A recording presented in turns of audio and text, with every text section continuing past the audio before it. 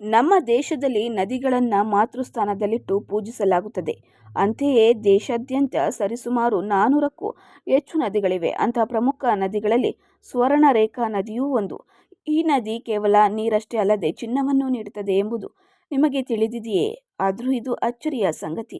ಈ ನದಿಯ ಹೆಸರು ಸ್ವರ್ಣರೇಖಾ ನದಿ. ಈ ನದಿಯ ಹೆಸರಿಗೆ ತಕ್ಕಂತೆ ಈ ನದಿಯಿಂದ ಚಿನ್ನ ಹೊರಬರುತ್ತದೆ.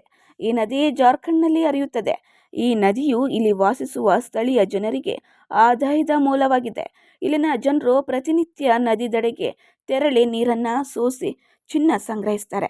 ಜಾರ್ಖಂಡ್ನ ತಮರ್ ಮತ್ತು ಸರದಂತಹ ಪ್ರದೇಶಗಳಲ್ಲಿ ಜನರು ಶತಮಾನಗಳಿಂದ ನದಿಯಿಂದ ಚಿನ್ನವನ್ನು ಫಿಲ್ಟರ್ ಮಾಡುವ ಕೆಲಸವನ್ನು ಮಾಡುತ್ತಿದ್ದಾರೆ.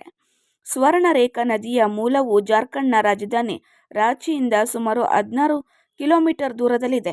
ಈ ನದಿಯು ಜಾರ್ಖಂಡ್ನಲ್ಲಿ ಉದ್ಭವಗೊಂಡು ಪಶ್ಚಿಮ ಬಂಗಾಳ ಮತ್ತು ಒಡಿಶಾ ಮೂಲಕ ಹರಿದು ಬಂಗಾಳ ಕೊಲ್ಲಿಯನ್ನು ಸೇರುತ್ತದೆ. ಈ ನದಿಯ ಇನ್ನೊಂದು ವಿಶೇಷವೆಂದರೆ ಜಾರ್ಖಂಡ್ನಿಂದ ಹರಿದ ನಂತರ ಈ ನದಿ ಬೇರೆ ಯಾವುದೇ ನದಿಯೊಂದಿಗೆ ಬೆರೆಯದೆ ನೇರವಾಗಿ ಬಂಗಾಳ ಕೊಲ್ಲಿಗೆ ಸೇರುತ್ತದೆ. ನೂರಾರು ವರ್ಷಗಳ ನಂತರವೂ ವಿಜ್ಞಾನಿಗಳಿಗೆ ಈ ನದಿಯಲ್ಲಿ ಚಿನ್ನ ಏಕೆ ಹರಿಯುತ್ತದೆ ಎಂದು ತಿಳಿಯಲು ಸಾಧ್ಯವಾಗಿಲ್ಲ. ಈ ನದಿಯ ಚಿನ್ನದ ಮೂಲ ನಿಗೂಢವಾಗಿದೆ. ಈ ನದಿಯು ಬಂಡೆಗಳ ಮೂಲಕ ಚಲಿಸುತ್ತದೆ ಮತ್ತು ಇದರಿಂದಾಗಿ ಚಿನ್ನದ ಕಣಗಳು ಅದರಲ್ಲಿ ಬರುತ್ತವೆ ಎಂದು ವಿಜ್ಞಾನಿಗಳು ಹೇಳುತ್ತಾರೆ. ಆದರೆ ಇದು ಇನ್ನೂ ದೃಢಪಟ್ಟಿಲ್ಲ.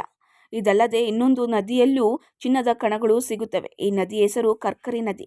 ಕರ್ಕರಿ ನದಿಯ ಬಗ್ಗೆ ಜನರು ಹೇಳುವ ಪ್ರಕಾರ ಚಿನ್ನದ ರೇಖೆಯಿಂದಲೇ ಕೆಲವು ಚಿನ್ನದ ಕಣಗಳು ಈ ನದಿಗೆ ಹರಿಯುತ್ತವೆ. ಸ್ವರ್ಣರೇಖಾ ನದಿಯ ಒಟ್ಟು ಉದ್ದ 474 ಕಿಲೋಮೀಟರ್ ಇದೆ.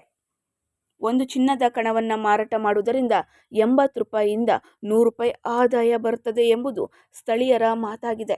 ಇದರ ಪ್ರಕಾರ ಜನರು ತಿಂಗಳಿಗೆ ಕೇವಲ 5 ರಿಂದ 8 ಸಾವಿರ ರೂಪಾಯಿ ಸಂಪಾದಿಸುತ್ತಾರೆ.